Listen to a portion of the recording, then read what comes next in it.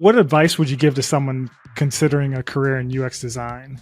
Do it. If you want to get a bunch of knowledge from a bunch of different industries while making an impact, UX design is 100% a career for you, because I think my knowledge base of industries and careers and just general knowledge grew so much since I made this shift, because you really have to deep dive into the products and into what people experience the product as is, and how the product works, and how the people who, or the founders who came up with the idea, where their mindset is as well. So you get all of those experiences and get paid for it as well. So essentially, you don't have to get a degree in cybersecurity, which we're working on now, but you're getting a bunch of good knowledge as to how that practices work, and you get paid for it. So I would say getting paid to learn is a great thing in general, and then you get to design as well. So that is something that stands out for me.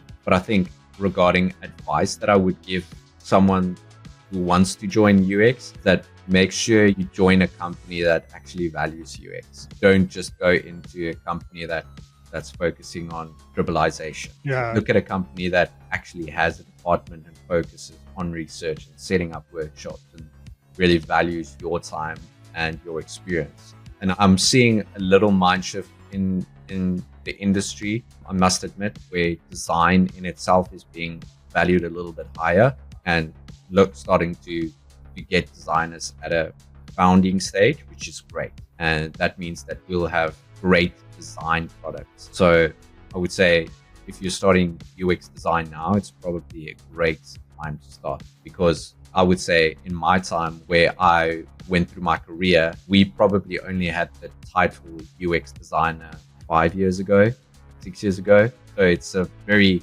new industry. So if you're joining it now, there's a lot more knowledge out there of how to do it right, where we had to sort of figure it out as we went along into this digital era. Yeah, I think there's definitely going to be variations, like you said. I think starting at the right company is going to set you on that path of, is this the best a career for me or not? Because one bad job can really make or break whether you have a passion for this career or not. Because yeah, I mean, you can get a completely different flavor for a company that doesn't value UX, just sees you as a asset producer making wireframes as fast as possible. You don't have a seat at the table, and you're just kind of consider, oh, hey, make this look better. And if you're seen as that and not really seen as a, where strategy and there's ROI, there's really, if you take a step back to do things right, you could take 2 steps forward if you just give it the right time and effort.